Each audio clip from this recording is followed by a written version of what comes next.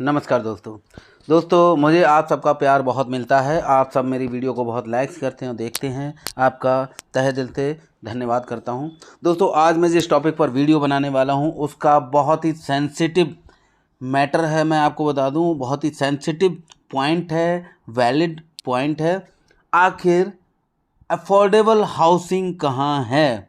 40-50 लाख रुपए कुछ कम अमाउंट नहीं होता है, लेकिन एक मिडिल क्लास या अपर मिडिल क्लास या मैं कहूँ अफोर्डेबल हाउसिंग के रूप में कोई 2 BHK या 2+ स्टडी क्या 40-50 लाख में NCR में अवेलेबल है? तो जवाब आएगा ना। आखिरकार दोस्तों मैं ये पूछना चाहता हूँ, चाहे वो प्राइवेट बिल्डर्स हों या सरकार हों, कि आखिर एक आम आदमी जो अपने लिए, अपनी फैमिली के लिए एक सपनों का घर, अपने परिवार को एक घर देना चाहता है, उसके पास क्या ऑप्शन है यहाँ खरीदने के लिए? NCR में कोई ऑप्शन है? कोई नया ऑप्शन आने वाला है जिसे वो ये सोचे कि चलो 4-5 साल में मैं धीरे धीरे करके पैसे दे दूंगा, कुछ लोन ले लूँगा और मैं एक अपने परिवार के लिए घर ले लूँ? मेरा रेंट से कब छुटकारा मिलेगा? मेरे परिवार को कब अपना घर मिलेगा?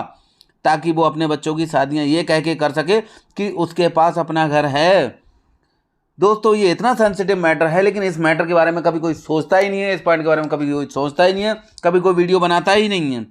दोस्तों क्या हम आप सभी ये जानते हैं, सरकार चाहे प्लॉट्स की स्कीम निकाले, चाहे फ्लैट्स की स्कीम निकाले, चाहे किसी भी प्रॉपर्टी की स्कीम निकाले, अगर सरकार के पास 1000 फ्लैट्स या प्लॉट्स हैं तो 1 लाख उसके पास एप्लीकेशन है, 2 लाख एप्लीकेशन है। ऐसी सिचुएशन में क्या आप लोगों को लगता है कि एक्चुअल में ज़रूरतमंद आदमी को ही वो प्रॉपर्टी मिलेगी जिसके लिए सरकार ने स्कीम निकाली? तो मुझे नहीं लगता है कि हाँ, एक ज़रूरतमंद इंसान को वो चीज़ मिल पाएगी। ज़्यादातर उसमें वही लोग होंगे जिनके पास ऑलरेडी बहुत सारी प्रॉपर्टी होगी, बहुत सारे रहने के लिए घर होंगे। एक आम आदमी के लिए जो बेचारा किराए पर रह रहा होगा, उसके लिए एक घर नहीं मिलेगा सरकार की तरफ से। क्या कोई प्राइवेट बिल्डर, क्या कोई ऐसा है जो ये सोच करके घर बनाए कि हाँ किसी को घर की ज़रूरत है और मैं उसकी घर की ज़रूरत को पूरा करने के लिए घर बना रहा हूँ, अपार्टमेंट बना रहा हूँ, फ्लैट बना रहा हूँ, ना कि इसलिए कि मेरा प्रॉफिट क्या होगा या मैं अपने प्रॉफिट कमाने के लिए घर बना रहा हूँ? तो ऐसा आपको ना तो बिल्डर दिखेगा, ना सरकार दिखेगी। और सरकार दिखती भी है तो सरकार के पास हमेशा संसाधन कम पड़ जाते हैं। रिक्वायरमेंट 1 लाख की है, वो निकालते हैं 1000। अब 1000 निकालने के बाद 1 लाख में क्या फ़र्क पड़ गया? जस्ट लाइक ऊँट के मुंह में जीरा। इतने से क्या होगा? आखिरकार मैं पूछना चाहता हूँ, मैं जानना चाहता हूँ सरकार से, सिस्टम से, इन बिल्डर्स से, कि आखिर एक आम आदमी को भी घर में रहने का कोई हक, अधिकार, उसका राइट है या नहीं है? और उस राइट के लिए क्या कोई साथ में मिलके खड़ा है कि नहीं है?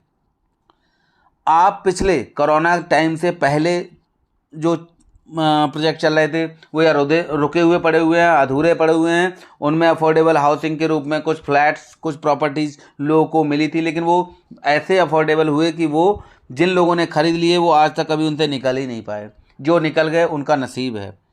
तो ऐसी सिचुएशन में क्या आज की डेट में मैं देखूं, कोरोना के बाद 2020 के बाद 2020 और 21, चलो मैं मान लेता हूं कोरोना काल था, उस टाइम पे नए प्रोजेक्ट कोई भी लॉन्च नहीं हुए, लेकिन उसके बाद से मैं 4-5 लोकेशन तो दिल्ली और NCR में आती हैं। दिल्ली में तो मैं बात ही नहीं करता, दिल्ली को भूल जाते हैं। पास में है फरीदाबाद, गुड़गांव, नोएडा, ग्रेटर नोएडा, नोएडा एक्सटेंशन, फरीदाबाद, गुड़गांव, सोनीपत, इधर गाजियाबाद के साथ चारों तरफ हो गए दिल्ली के।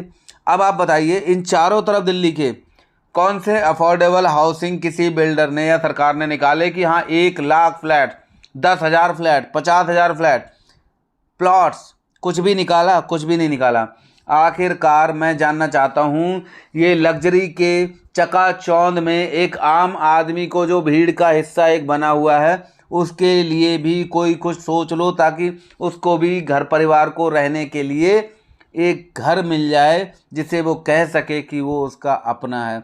आखिर अफोर्डेबल हाउसिंग क्यों कोई लेकर के नहीं आ रहा है? कि आज की डेट में कंस्ट्रक्शन कॉस्ट बढ़ी है, लेकिन क्या इतनी बढ़ गई है?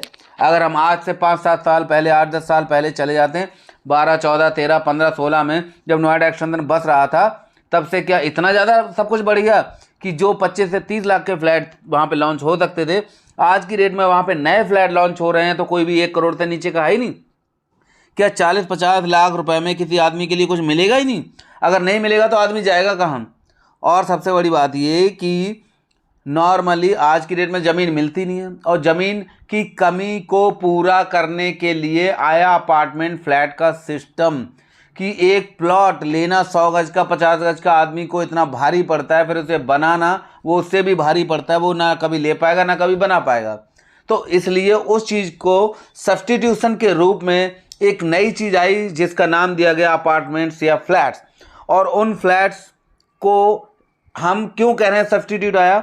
एक प्लॉट लिया किसी ने 50 लाख का, मैं छोटे 50, 100, 60, 80 गज की बात कर रहा हूँ। वो प्लॉट किसी ने 50 लाख का लिया, 40-50 लाख रुपए उसे बनाने में लगाएगा तो उसको 1 करोड़ में पड़ेगा। वो उस पर ना होंगे ना वो ले पाएगा। पहले के टाइम पे भी आ जाओ, 2000 के आसपास की हम बात करते हैं, तब लोगों के पास इंडिविजुअल हाउस हुआ करते थे, लेकिन वो भी कभी भी एक मंजिल था, दूसरी मंजिल गिने चुने लोगों के देखने को मिलते थे। क्यों? क्योंकि लोगों पे इतना पैसा हुआ ही नहीं करता था। इसलिए उसका सब्स्टिट्यूट क्या आया कि ना कोई दूसरा ले पाता था, ना कुछ कर पाता था, और वो बना नहीं पाता था। तो बिल्डर्स ने उसको ज्वाइंट वेंचर में बनाना पहले शुरू किया कि ठीक है 2 मंजिल आपका, 2 मंजिल मेरा, और वो 2 मंजिल की जगह एक ही मंजिल जो रहती थी वो 4 मंजिल बन करके लोगों की ज़रूरतें पूरी हुई। और आज वो धीरे धीरे करके ज़रूरतें पूरे करने की बजाय लोग सिर्फ और सिर्फ फ़ायदा और लग्जरियस के लिए घुस गए। बिल्डर्स को सिर्फ अपना फ़ायदा चाहिए और लग्जरियस के नाम पर महंगी चीज़ें बेचने को चाहिए। और लोग भी जिनके पास पैसा है, अंधाधुंध पैसा है, जिनके लिए 5 करोड़ कुछ नहीं है, 10 करोड़ कुछ नहीं है, 100 करोड़ भी कुछ नहीं, क्योंकि 100 करोड़ के भी गुड़गांव में फ्लैट्स बिक चुके हैं, तो उनकी बात हम कर ही नहीं रहे हैं। हम कर रहे हैं एक आम आदमी के लिए। आखिर आम आदमी कहाँ रहेगा? आम आदमी के लिए भी बिल्डर्स को और कोई एसोसिएशन, जो कि बिल्डर्स की एक एसोसिएशन हो, उन सब का कंट्रीब्यूशन हो और कुछ सरकार का कंट्रीब्यूशन हो। और इन फ्लैट्स की पूरे दिल्ली एनसीआर की मैं बात करूं, चारों तरफ, क्योंकि गुड़गांव वाला गाजियाबाद नहीं आएगा, गाजियाबाद वाला नोएडा नहीं जाएगा और नोएडा वाला सोनीपत की तरफ नहीं जाएगा, चारों तरफ ऐसी अफोर्डेबल हाउसिंग का इंतजाम किया जाए और उसमें डेवलपर्स, सरकार, इन सब का कंट्रीब्यूशन हो और एक आम आदमी के लिए अफोर्डेबल हाउसिंग स्कीम ऐसी बनानी चाहिए जो उन लोगों के लिए पर्याप्त हो। ऐसा नहीं कि ज़रूरत है 1 लाख की और आप बना के दे दो 2000, तो उनसे कुछ नहीं होगा। ऊंट के मुंह में जीरा वाली बात ना करें। लोगों की ज़रूरत के लिए सभी लोग मिलकर के काम करें और एक अफोर्डेबल हाउसिंग का इंतजाम करें। अगर मेरी वीडियो अच्छी लगी तो लाइक करना, कमेंट करना। Thank you.